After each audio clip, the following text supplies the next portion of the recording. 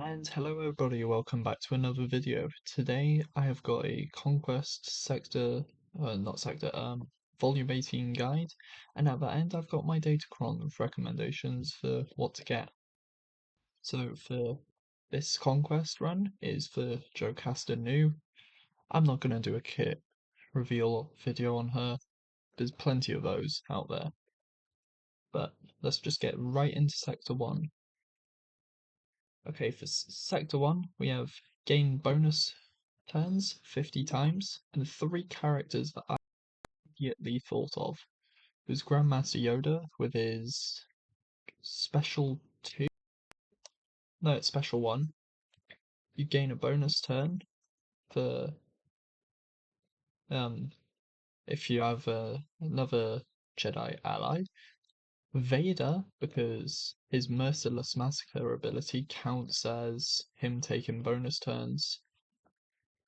And Han Solo is ignore Han Solo then. No, Vader and Yoda, immediate. I thought of if you find something with Geonosians or Mon Mothma in Sector 1, you are going to be laughing. Just use Vader there, and you've got so many turns. So there's also Inflicts Breach 50 times. 2 that immediately came to mind was JML with his Efflux, which, yep. So it's an AoE with Breach. Again, if you find something with the summon on, you're laughing. And Master Qui-Gon does actually also inflict Breach. And we are back after that shortcut. I deeply apologise for that. I read it as potency up for some reason, but no, it is indeed potency down, so Grandmaster Yoda is getting more use here. And I believe it's on. That's accuracy down. I swear, if this is an Omicron, I'm gonna be annoyed.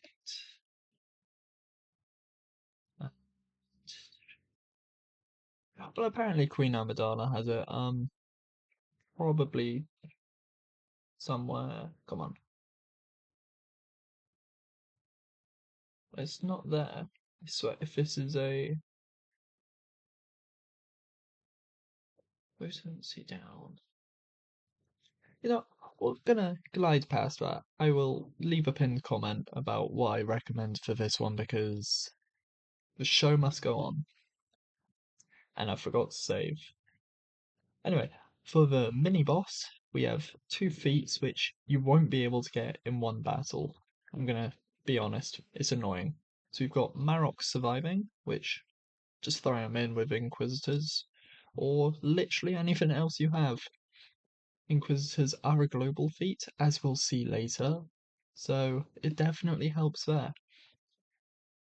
The other feat is going to be only light side characters. However, where the mini boss you can't do in one battle, the boss you can, because it's Qui-Gon Jinn surviving and Hu Yang just needs to be present. So I'll probably end up using Rey here, get that done in one, probably both of them surviving as well. So on to Sector 2. We can do a triple dip into the because we've got this mercenary lineup that not only does crit damage down, but evasion up, and it's all mercenaries. Crit damage down is on Mr. Dash's AoE there, and evasion up is on Never Tell Me the Odds from Han Solo, so that team can get you at least 5 of from each time. And as I said, we are hoping, well, it's going to be the same as last time, so I'm going to use the cheese that I found with the last data discs, which even worked without weak point, as I found out in the final conquest, and that's literally Traya, Vader, Malak, and whoever needs to survive. So the mini boss, and I mean, yeah, just for mini boss, you can do both at the same one with Jabba and full cartel bounty hunters. And this is because the feats are simply no unaligned Force users, Jedi or Sith, which all of these guys fit the bill, and all dark side, which, as you can see, they also all fit the bill. And for the boss node, we can't do it, but it's win with Padawan Sabine Wren in your squad, and win with full Galactic Republic Jedi. Republic Jedi I'm probably gonna have to skip out on unless I can find something really cheesy or if I decide to just come back to it at the end. So with Sector 3, bit of a hint there at what's coming up, but I'll get to it. So with Sector 3, we do actually have two survival feats, being Stap and Captain Rex. So I'm gonna try use this team to get both of them done at the same time, because it also it triple dips once more into another feat, and that is apply speeds down 50 times, which Vader's Force Crush inflicts it for whenever he hits. So as long as they don't have foresight, bam, 5, and then we've got him doing it. And by the end of Merciless, it's off cooldown, isn't it? Yeah, cooldown of 5. Use Merciless, Crush, basic, basic, basic, basic, and then it's something. It's either it's off cooldown straight away, or it's very shortly off cooldown. So you can get 5, maybe 10. And the only other feat in that one is gain adapt or die 35 times, which unfortunately only Iden does. But that's why we want to have her in the leader to be able to get that bonus turn at the start. I believe it's her. Is it here? Yeah.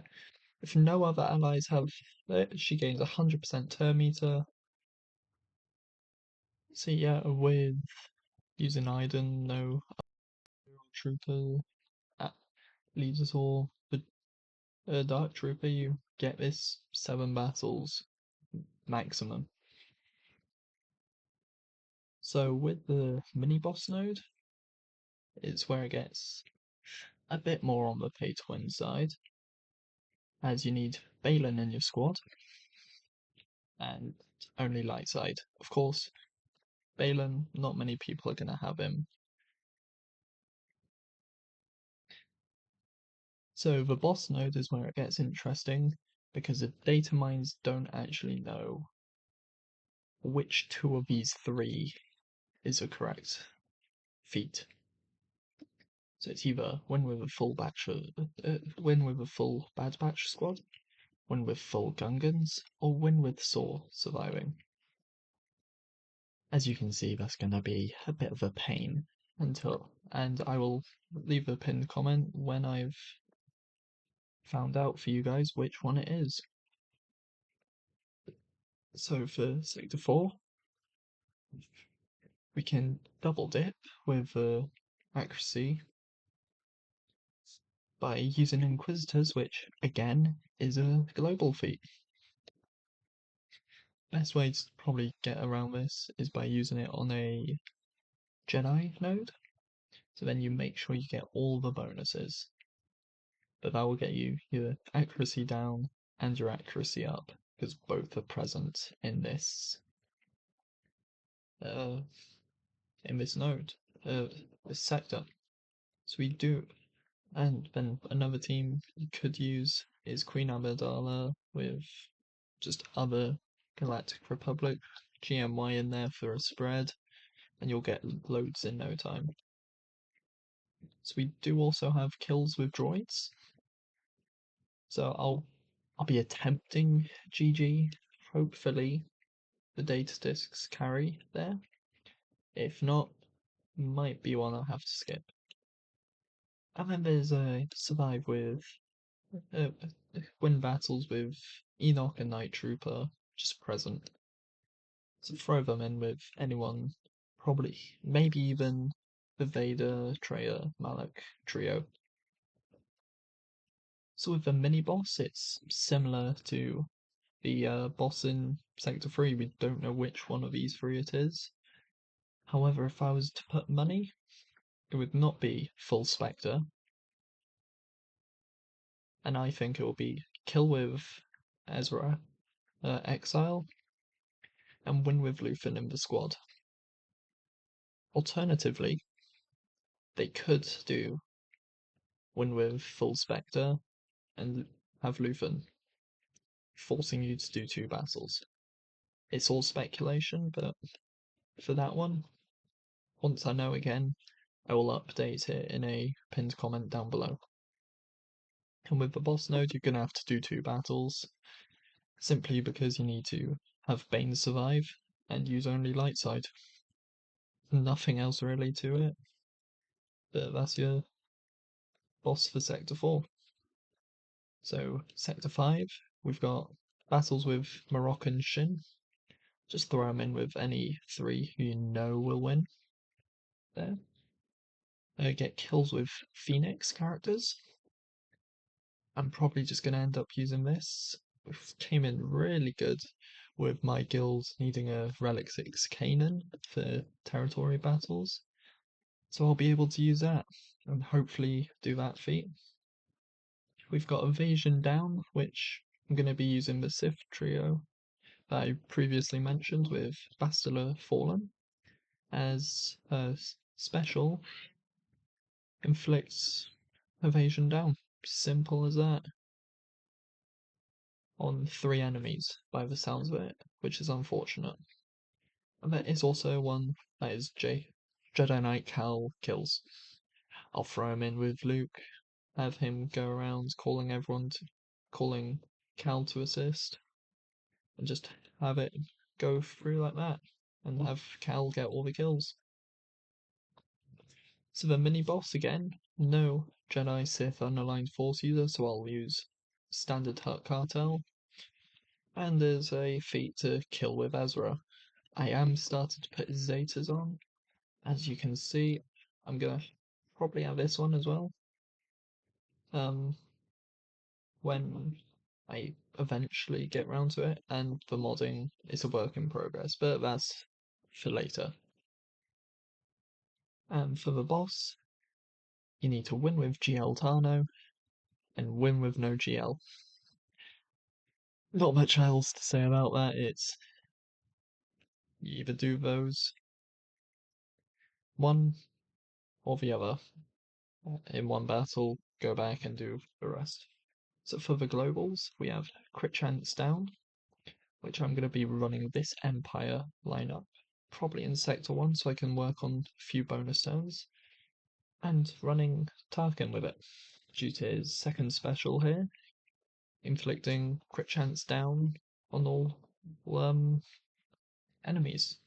If I can find a rebel node, I'll be doing that, just to triple check that they don't. I mean, it says attempt, so again, as I said, full Inquisitor team. We've got win fights with Imp Remnants. If you like me, just light speed bundles, I recommend this one. It should be enough. I don't think the Zeta on Enoch will be necessary, but just going in like Sector 1. So we have got the same feat from last time with the Night Sisters, so we need to get some wins with the squad. I've got this team, that's what I'm going to be using.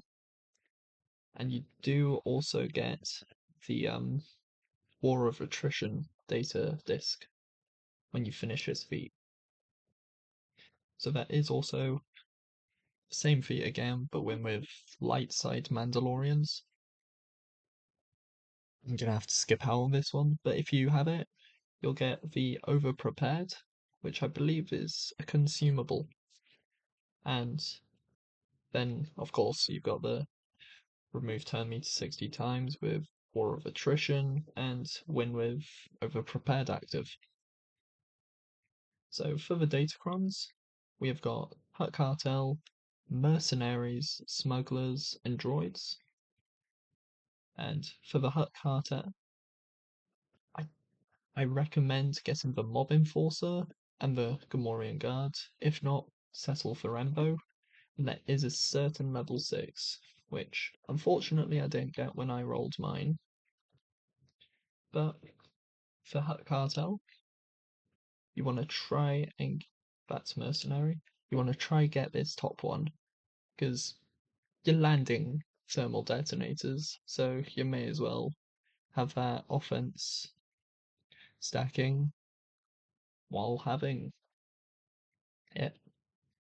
And this goes across all of them, so I am definitely re-rolling my one to get this, especially with Bausch having that ability that detonates all thermal detonators on the field.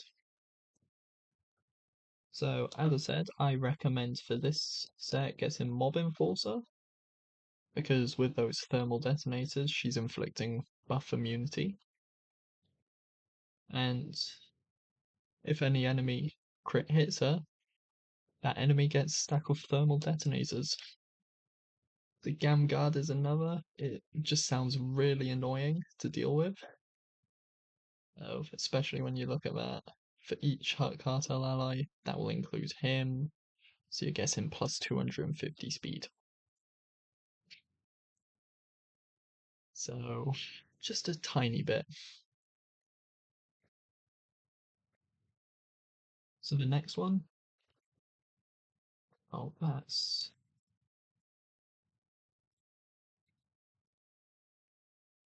so we've got mercenaries. Out of the two of them, the only two that really took my interest were Cal and Bam. So out of the mercenaries, let's be honest, it's probably going to be that worthy one. We all know more words is better when it comes to datacrons. And there is a bit of overlap in them with, say, Dash. He's a smuggler, but he's also a mercenary. So I'm gonna have to get a light side cron to find out. I'll probably leave it in the comments down below whether Dash, for example, is one of those mercenaries or smugglers. But Beskar Lando, he has damage reflection as true damage. It's gonna be annoying. And Cal, he basically supercharges getting to his insta-kill and stacking defense with buffs. So for the smugglers, I really took a liking to the Enfys and the Sana datacrons. So with smugglers, again, it's going to be the worthy one. If they get debuffed, they lose the evasion they get. I'm assuming that whenever they crit, they dispel all debuffs. And it just sounds good. And that's without putting into consideration the Enfys. It's basically how I'm reading it is she's going to be she's going to be assisting a lot. Whenever an ally takes a turn, she assists. Inflicts a debuff, she gains crit damage. If she uses a special ability, she assists herself. It's just sounding annoying. As for Stanna, there's a lot of words. And it just sounds good. I mean, for example, all allies are gaining speed. Whenever a scoundrel ally uses special, target enemy loses 40% turn meter, so you might be able to do a small 10-meter train with these guys. And then the last one is droids. Don't know why it keeps doing that. But the droids, BT1, HK, and IG88 stuck out to me the most, but they're not that impressive. But I do like this one here. First time each droid ally falls below 40% health, they gain damage immunity. Throw that with a GG, you're looking at GG basically becoming immortal unless they have buff dispel on their own characters, because you'll be marking people. If they're below 40% health, you're guessing this. Don't know why I did that then, but we roll with it. So with IG88, every crit hit, he gets damage immunity, 25% turn meter, and he blinds whoever he crit. He has that AoE, so I recommend getting that, but it is not exciting me as much as for BT1. I mean, as you can see, he's basically inflicting armor shred, one stack on everyone. If he uses a basic and damages an enemy with armor shred, he exposes that enemy and gets protection. And HK is a beefy one, and it's looking like it might be good with well, Afra. Her name slipped my mind then. And he just sounds really good.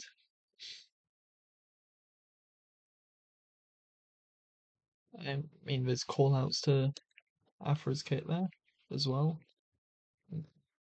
Why did I get that? But yeah, that's basically the overview of coming Conquest and the Datacrons that are coming with us. So if you did enjoy that, let me know down below if you're gonna get Red Crate. I know for a certain I'm not. I'm just gonna go for Gold Crate this run, but I will catch you guys in a later video. See ya.